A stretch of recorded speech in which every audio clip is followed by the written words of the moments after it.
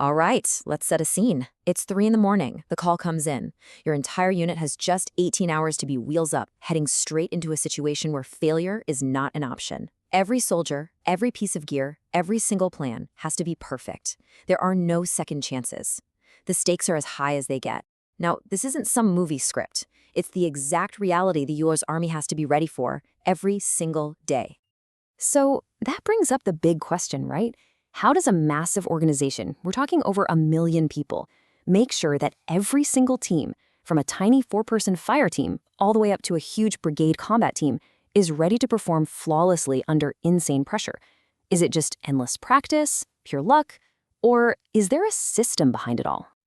Well, you guessed it. The answer is a system. A very deliberate, very methodical system.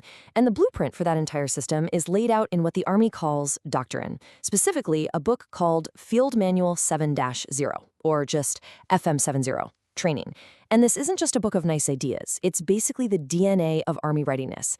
It explains exactly how the Army turns its core beliefs into a powerful engine for building soldiers who can win in a complex world. So today, we're going to open up that blueprint and see how it all works. To really get how the Army trains, we first have to understand why it trains the way it does.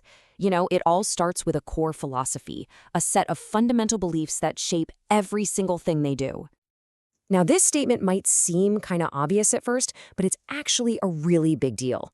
The Army sees training not as just another task on a checklist, but as its single most important job during peacetime. Training is the mission. That means when a leader has to choose between some administrative paperwork and a training event, training wins. It always wins, because they know that if you're not ready, nothing else matters when that call finally comes. So this core philosophy is really held up by 4 main pillars, which you can see right here. Think about it like a championship sports team. First, they train as they fight. They don't just jog through practice, they go full speed with all the noise and pressure of a real game. Second, training is commander-driven. The head coach owns the team's performance, right? They set the vision, they call the plays. Same thing here. Third, they train to standard. You don't just kind of run the play, you run it perfectly to a measurable standard every single time. And last, training is protected. That practice time is sacred. You protect it from all other distractions. These 4 principles are the absolute foundation of Army readiness. And this quote right here, it just perfectly captures why that first principle, train as you fight, is so critical. It comes from an old Prussian field marshal, and it gets right to the heart of combat.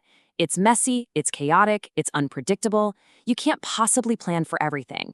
So by training in those tough, realistic, and complex conditions, the Army forges leaders and soldiers who are adaptable, who can think on their feet, and who know how to take initiative when the original plan inevitably goes right out the window. Okay, so we've got the philosophy, the why, but how does that actually translate into action on the ground? In this next part, we're going to bridge that gap from the big ideas to the how. We'll look at the core concepts that really put this blueprint into practice. It really all begins with leadership. In the Army, the commander, that's the officer, is the primary trainer. Think of them as the architect of the unit's entire training plan. But the non-commissioned officers, the NCOs, they're the master builders. They're the ones who take that plan and make it happen. They're the hands-on coaches, the experts who train individual soldiers and small teams until they've mastered their craft.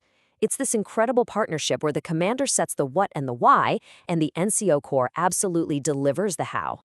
Now, this whole leadership dynamic is fueled by a philosophy called mission command. The best way to think about it is like a fire chief at a massive blaze. The chief doesn't tell every single firefighter exactly how to hold the hose. No way.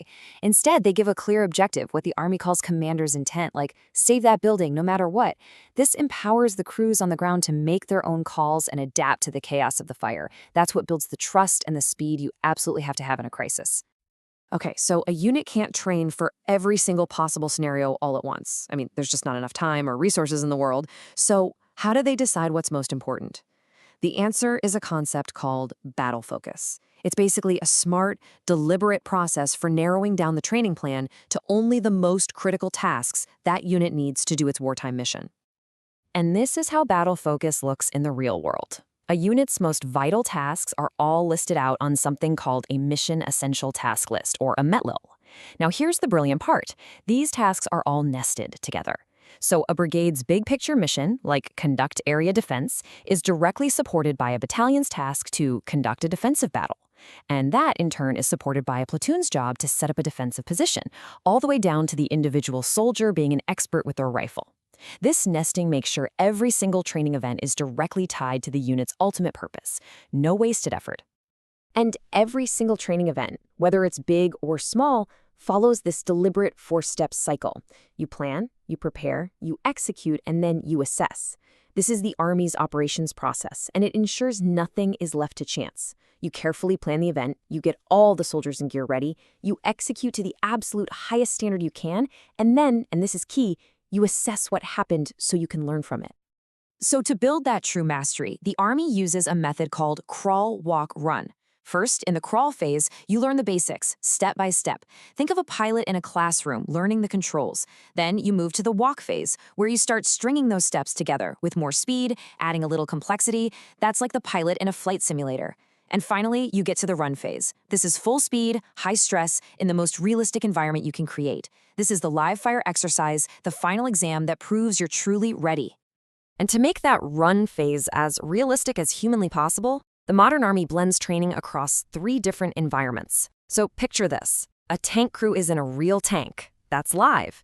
They're reacting to an enemy helicopter they see in their advanced simulator. That's virtual. And that helicopter is being controlled by an AI in a massive computer war game. That's constructive. By mixing these live, virtual, and constructive elements, the Army can create these incredibly complex, large-scale training scenarios that would be way too expensive or even impossible to do completely in the real world. So, we've looked at the philosophy and the key concepts. Now let's zoom out. Let's look at the big picture and see how all these pieces fit together to create this nonstop cycle of improvement, a true cycle of excellence that keeps the force ready over the long haul. After every big training event, commanders have to give their unit an honest grade. They use a simple scale, T for trained, P for practiced, and U for untrained. The goal, obviously, is to get to T and stay there. Think of it like physical fitness. It's way easier to stay in great shape with consistent workouts than it is to stop completely and have to start all over from the couch. The whole idea is to stay in what they call the band of excellence. So how do units actually get better? Well, the single most powerful tool for learning in the entire Army is the After Action Review, or AAR. At the end of any training, and I mean any training, everyone involved gets together to answer these 3 simple but incredibly powerful questions.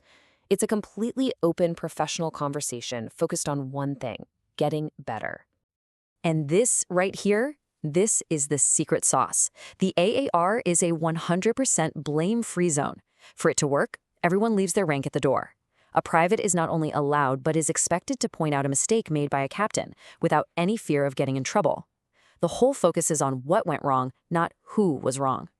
This culture of radical honesty is the engine that lets the Army learn from its mistakes, turning every failure into a lesson and every success into the new standard for everyone to follow. When you put it all together, this entire system, this whole blueprint laid out in FM70, is really about one thing: building strong, cohesive expert teams. It's about taking a group of diverse people and forging them, through really tough and realistic training, into a single unit that trusts each other completely and can get any mission done. That right there is the ultimate goal. So, from the core philosophy all the way to the ARR, FM7-0 provides the roadmap. It's a system built not just for practicing, but for creating a constant state of readiness. If you're curious and you want to dig deeper into this, the Army Publishing Directorate website is where you can find the actual manual. It's a great reminder that for the U.S. Army, readiness is never an accident, it's a science. Thanks for tuning in to this explainer.